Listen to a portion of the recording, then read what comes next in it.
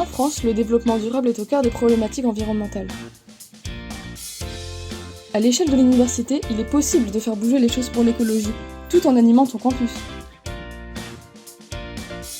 On considère qu'un mégot de cigarette jeté par terre et emporté par les eaux finira forcément dans les océans. Cela représente une énorme pollution environnementale.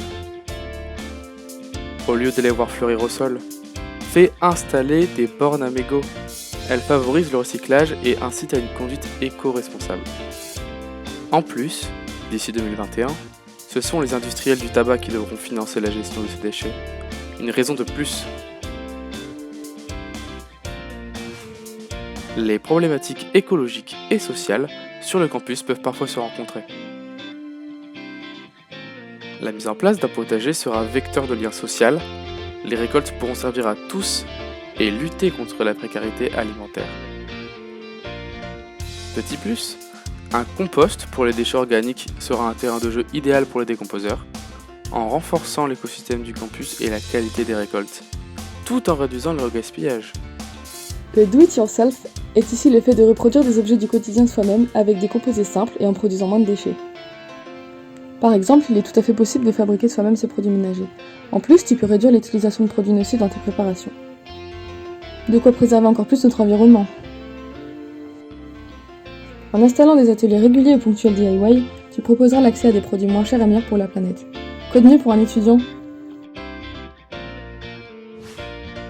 L'urgence de l'état des populations d'abeilles doit être connue de tous. Pour contribuer au maintien des essaims, il est possible d'installer ses propres ruches. Ainsi, le campus peut disposer de colonies in situ pour l'étude des abeilles dans le cadre de formations ou de projets de recherche à l'université. C'est un bon moyen d'éduquer et sensibiliser les étudiants aux enjeux des pollinisateurs en milieu urbain. Si tu décides de mettre en place des ruches ou ruchettes sur le campus avec l'université, il faut les déclarer. C'est obligatoire et surtout, cela permet de connaître l'évolution du cheptel apicole et gérer la santé des abeilles. Il n'est plus à prouver que le covoiturage réduit drastiquement les émissions de CO2 individuelles. 2 personnes dans un même véhicule, c'est 2 fois moins de pollution. Bon pour la planète, mais également bon pour ta santé. Cela limite le stress et la fatigue au quotidien, réduit largement les embouteillages, le bruit et les accidents de la circulation. Mais c'est aussi une façon d'économiser de l'argent en partageant les frais de déplacement.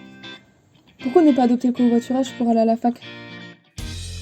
Voilà, c'est tout pour ces 5 idées.